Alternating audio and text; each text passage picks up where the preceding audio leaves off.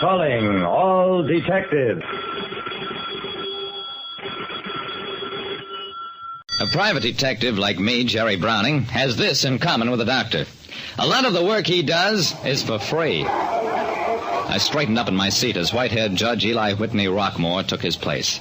A moment later, the jury filed back in and handed down the decision I was sure they would. We, the jury, find the defendant, Robert Heil, guilty as charged.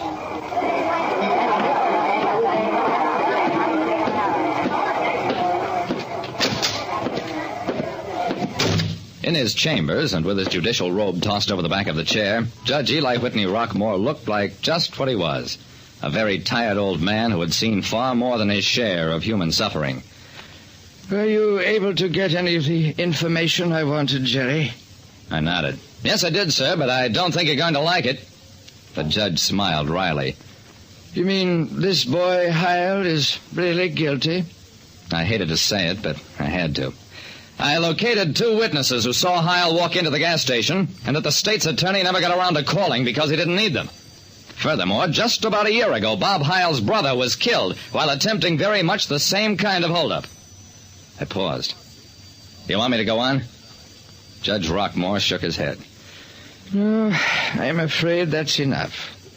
I have no choice but to pass sentence on this boy. But just the same, Jerry, if he's guilty, then I've learned nothing in my 35 years on the bench.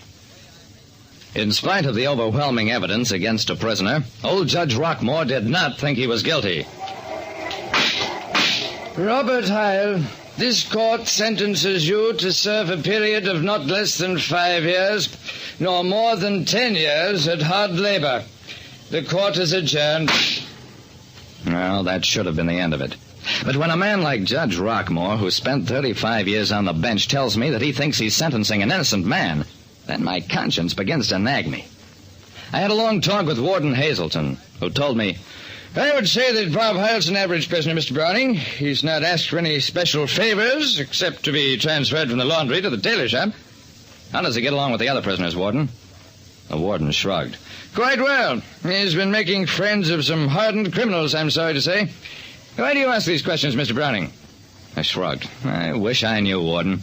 There's something peculiar about Heil, and I thought maybe up here I could find out what it was. But I guess I was wrong. When I got back to town, I went to see Judge Rockmore at his home, told him about my visit to the pen. He listened silently, nodded his head a few times. When I'd finished, Jerry, you mentioned that Heil's brother had been killed while attempting a similar holdup. What do you know about that case? Not too much, sir. His brother was one of 3 men who held up a big gas station, killed an attendant. Police came up as they were making a getaway. Heil's brother was shot and killed. He drove the getaway car and shot the attendant, according to the other 2. Judge Rockmore nodded. Where are these others now? Judge, I'm afraid they're at the penitentiary, and I think there's going to be more murder. Judge Rockmore had warned me not to say or do anything more, and I didn't for about a week. Then I couldn't stand it any longer, called Warden Hazelton at the pen. What I heard almost knocked me out of my chair. A few hours earlier, 3 men had escaped. They were Bob Heil, Joe Marsh, and Fred Reedon, the 2 men who had participated in the holdup with Bob's brother. All 3 had worked in the tailor shop and escaped by slugging a guard and stealing a truck. The men had last been seen heading for town. The story made big headlines, and the way the newspapers told it, Bob Heil deliberately went to jail in order to help his brother's gang escape. It didn't make much sense to me, but then nothing about Heil had made any sense right from the start. Then, a week after the escape, I got a call from Judge Rockmore to come over to his house at once.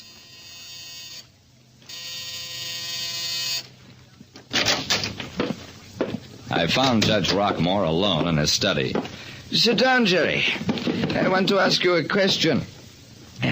Suppose you were a young, unemployed ex-soldier. You drove into a gas station, and as you did, 2 men jumped into your car, held a gun to your head, and told you to start driving. What would you do? I guess I'd start driving, Judge. And suppose that these 2 men realized that capture was inevitable.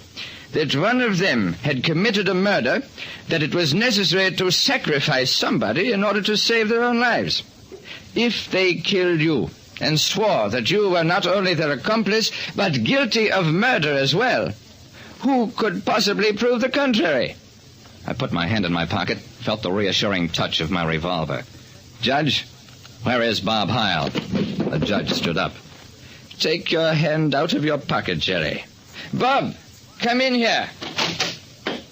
Bob Heil walked into the room, stood facing me. Tell him, Bob. The boy turned to me.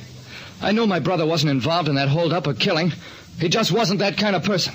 I thought if I could get at the two men, become their friend, sooner or later I'd learn the truth. I shook my head. It's no use, Heil. Maybe you're telling the truth, maybe not. It makes no difference. You're a con now, an escaped con, which is worse. Where are Marsh and Reardon?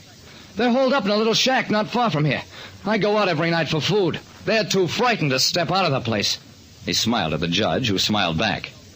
An awful thought began to form at the back of my head. Wait a second. You made friends with these two men, and the three of you walked out of the state pen just by slugging a guard and stealing a truck. The walls are 18 feet high. They've got 62 searchlights and 118 guards. I turned to the judge. Judge Rockmore, how could you do this to me? Jerry, it was the only chance to clear an innocent man's name and to catch his murderers. After you came back from the penitentiary and told me that Bob had applied for a transfer to the tailor shop, I drew my own conclusions and was in communication with Warden Hazelton. We arranged the jailbreak with Bob, and I even provided the hideaway place and the necessary recording apparatus to take down conversations. This evening they confessed to Bob, and nothing now remains except to retake them. The judge grinned at me. In gratitude for your share in the case, you may have the honor of recapturing them, if you wish. I took a deep breath. Judge, I think you're a terrific guy. One of the greatest I've ever known. And all I have to say is that let us now please phone for 3 or 4 carloads of cops. And that was the end of it.